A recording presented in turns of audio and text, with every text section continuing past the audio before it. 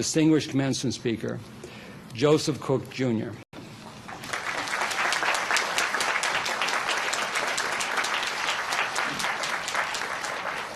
Well, good morning. It's my pleasure to speak to you this morning.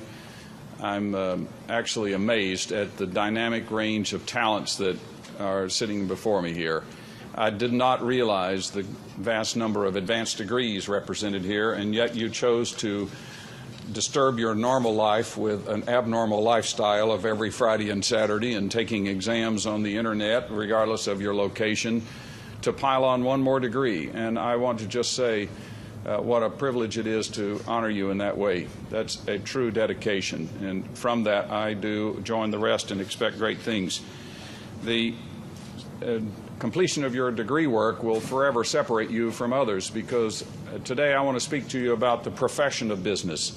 We don't sometimes talk about business as a profession, but I believe it has essential characteristics of a profession in that it has standards, it has accountability and responsibility, but it also has, I think, a growing sense of purpose to bring balance and integrity in terms of the world and what we expect. So today I have three main topics that I want to share with you. First is the concept of heritage. You have no doubt heard that, and we'll talk a little bit more about that. The second is integrity, and the last point is stewardship. So let's begin. Heritage really talks about the tracing of one's profession or background. We think of modern business as largely being developed in the 20th century, but we can actually trace the heritage back to those more ancient than that. I'm sure you think of the 1900s, early 1900s as ancient, but even more so.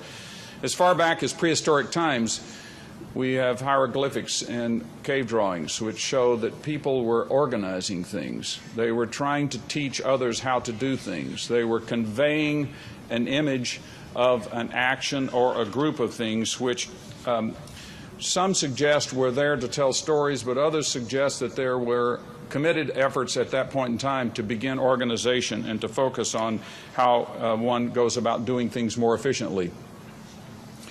While many of the tombs of the pharaohs of Egypt contained artifacts to transport the king to the afterlife, some recent archaeologists point out they may equally have been placed there to serve as a communication to subsequent discoveries as to what this king accomplished. What did he organize and what did he convey and bring about at that point in time?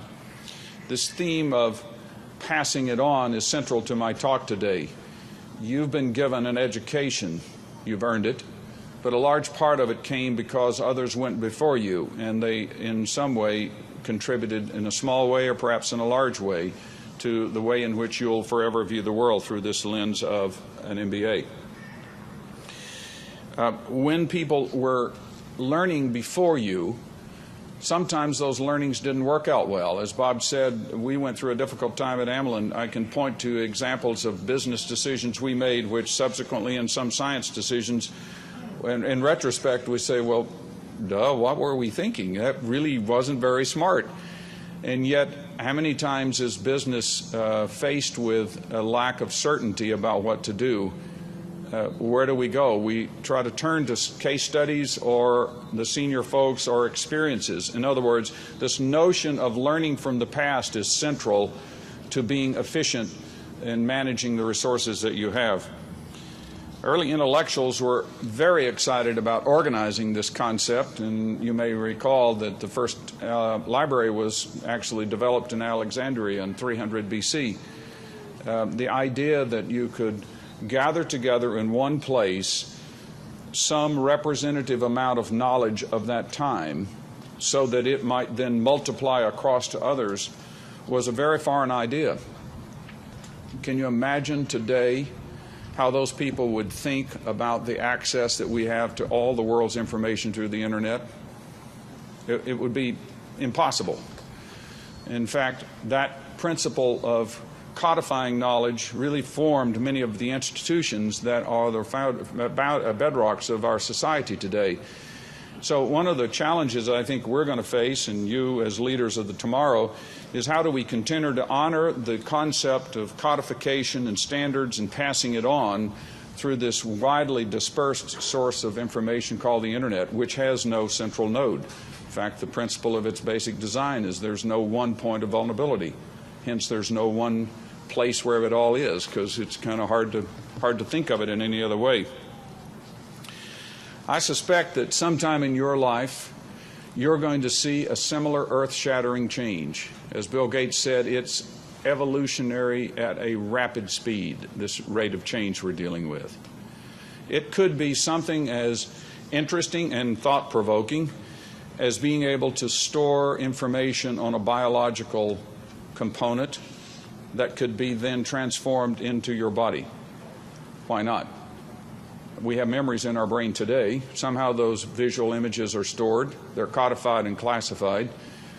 Is it possible to imagine that through a merger of Qualcomm and Amlin, or two other companies, whatever, who are so deep in the sciences that we're talking about, it's possible to imagine that? Well, who would bring that, who would take that sort of innovation and make it of value to people? I would offer that it's business leaders like yourself. The principal essence of business is taking innovation and transforming it into value for people. That's what business does. It's not to disagree, not to remove the value of innovation or to say that others don't matter, but that principal value transfer to us as a larger society is the essence of business. You possessing so many different advanced degrees and having already made a commitment to expertise in one area, you've just now put on the wide-angle lens on that camera. You've gone from a 300 millimeter to a 28 millimeter, so you can incorporate the whole of that. Perhaps a transformative event might be a supersensitive receiver that can decode your brain thoughts, organize the question that you're thinking before you express it, via telemetry, survey the information databases available in the world, and present back to your brain a selection of answers that you could choose from sources you didn't know, so that in the very small short of time, you can think of a question and have presented back in your brain a selection of answers.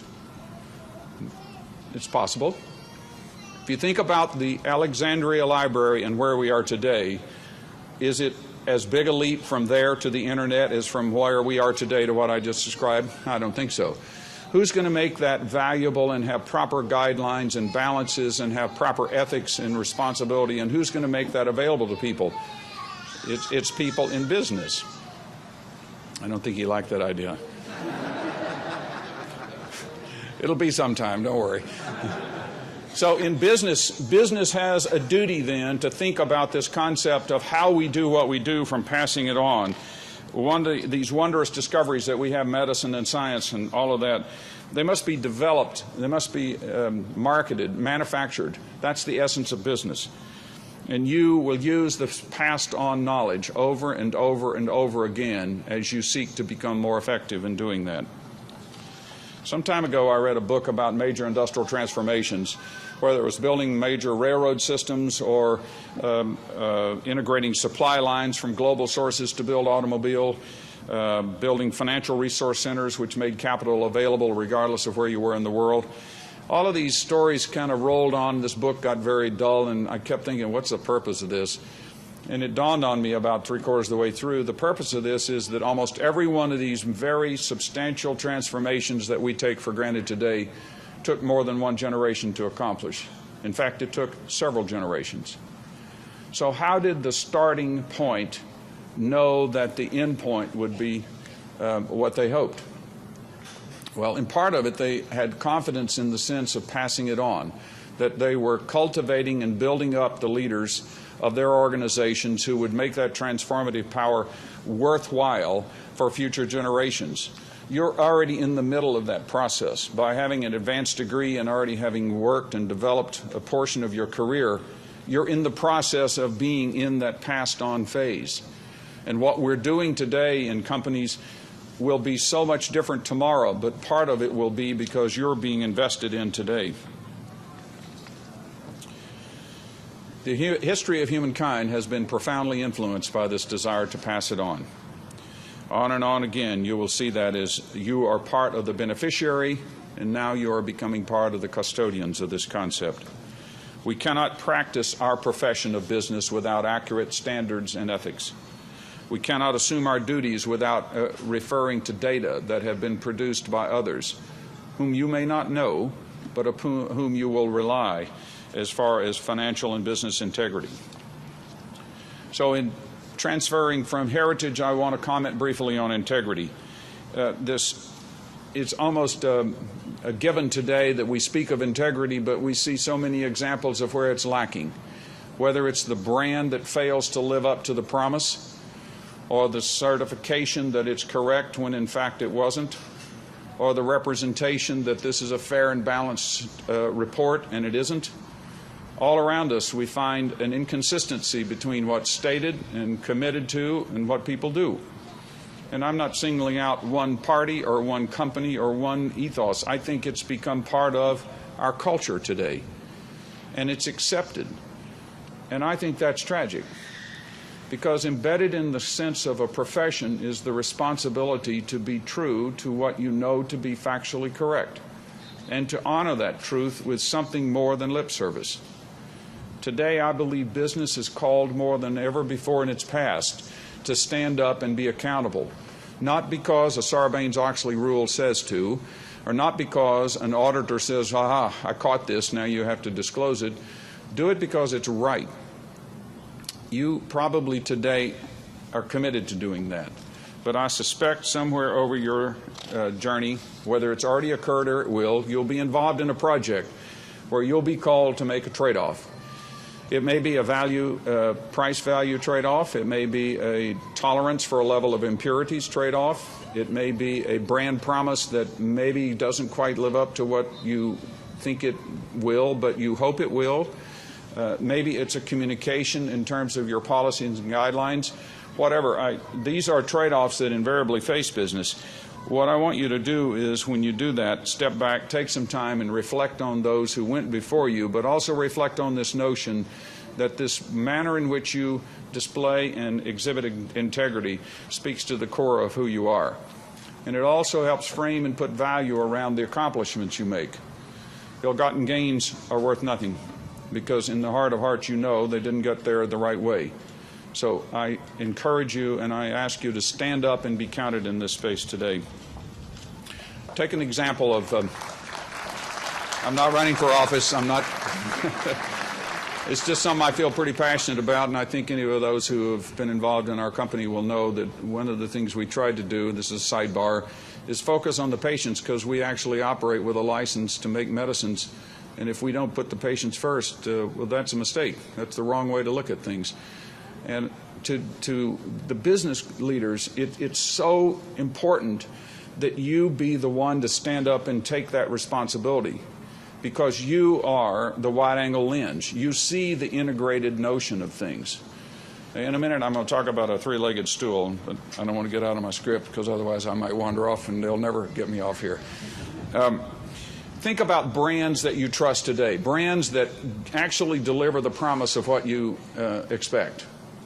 And I just call you to one industry, and I apologize in advance if representatives of the airline industry are here, but what is the brand that most accurately reflects itself and delivers the value that it promises?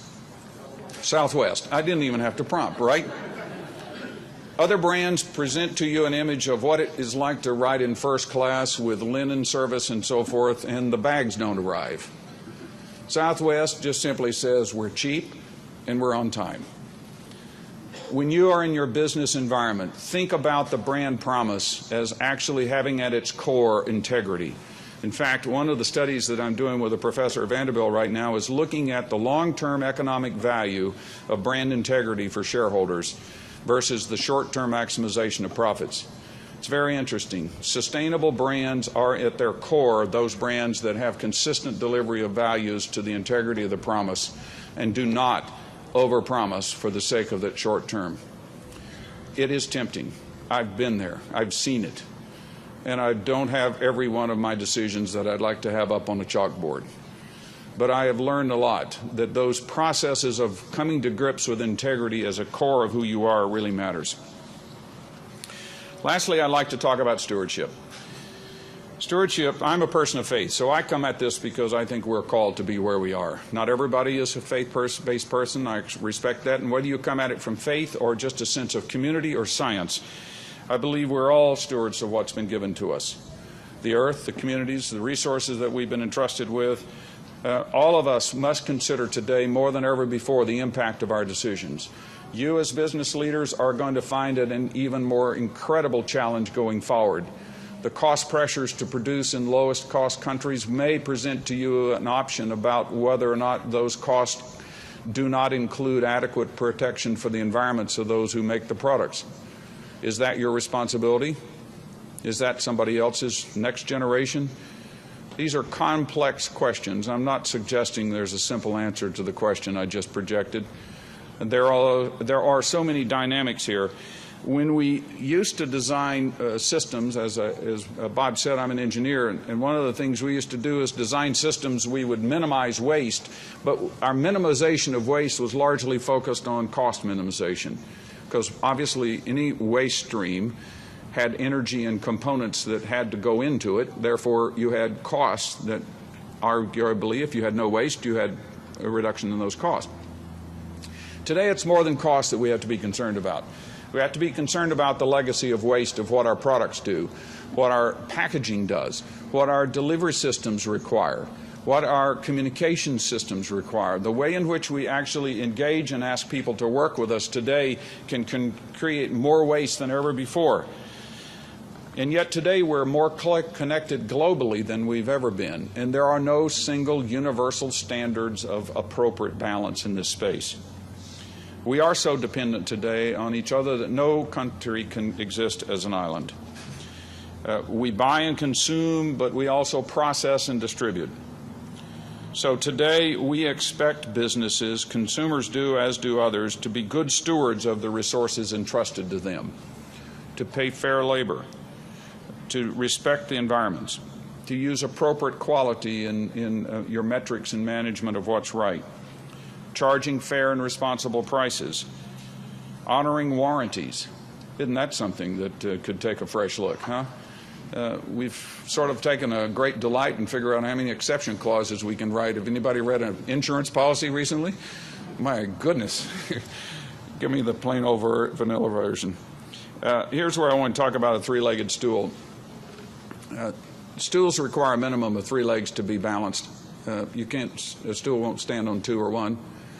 Some would argue that it takes 4, but the 3 that I would like to focus on that I've seen as central in my life over businesses are, first, the voice of the consumer, the voice of the employee, and the voice of the business owner.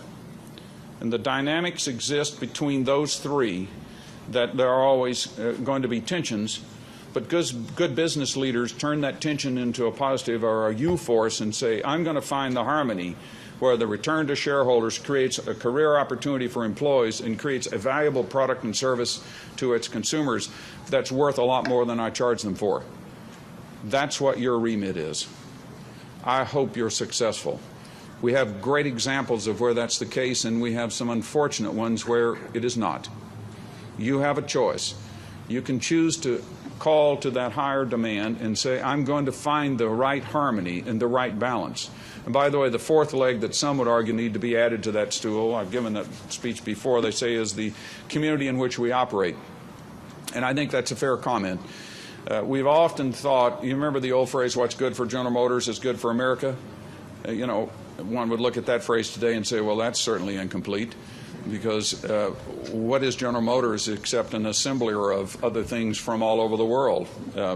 Maybe we ought to turn that around and say we are principally in charge of responsible stewards of the shareholders' resources that have been given to us. So, yes, we are for-profit companies, those of us who work for profit companies, but we simply cannot let that be the sole element that trumps right from wrong. It has these balances, and therefore I encourage you to think about this 3-legged stool.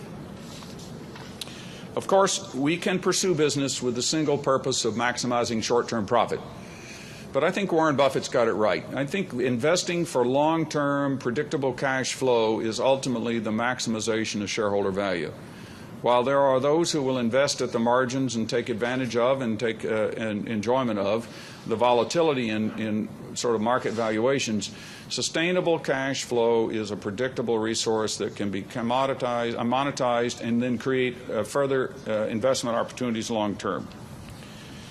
We join a long line of business people who have professed and maintained the integrity of their profession. Remember that expediency is often the enemy of the stewardship that I talked about. As stewards, you are responsible for maintaining the integrity of the profession. You may be called to publish a paper when you're asked to prepare or help prepare a case study by the UCSD. Figure out a way to cooperate. You no doubt have a richer education because of case studies. Of course, honor your intellectual property rights and take advantage of first mover advantage. Those are competitive forces that create a dynamic tension that's healthy in the environment. But reflect back on the stewardship to those who went before you. You've been blessed with a wonderful education from a spectacular institution, and this has grown from nothing to a really remarkable, impactful education arena here, and I'm just pleased to be associated with it. But I urge you today to make a commitment to set plans to give something back to your alma mater. You may have student loans that you're thinking about, well, okay, I'll do that tomorrow. No, make a commitment today. Somebody made a commitment that enabled you to be here. Somebody made a commitment that enabled me to go to school, first in my family. That's your job to do from now on. You've got that same responsibility because you're going to benefit for the rest of your life from this.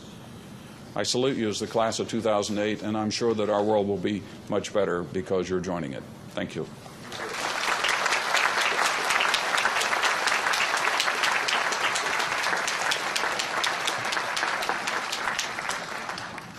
Joe, thank you very much. And as I had indicated in the introduction, had it not been for Joe Cook and for Amelin, we would not have had the head start that we did some 5 years ago. Each year, the graduating class has recognized the outstanding contributions of the Rady School's esteemed faculty and their contributions that they've made to their education. And they do this by bestowing 2 awards, the Excellence in Teaching Award and the Most Valuable Professor Awards. Presenting these awards today are graduating students Cliff Bate and Quan Campbell. Cliff and Quan.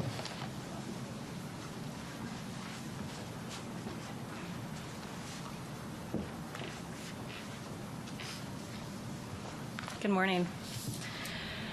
The recipients of this year's Excellent in Teaching Award is more than a professor.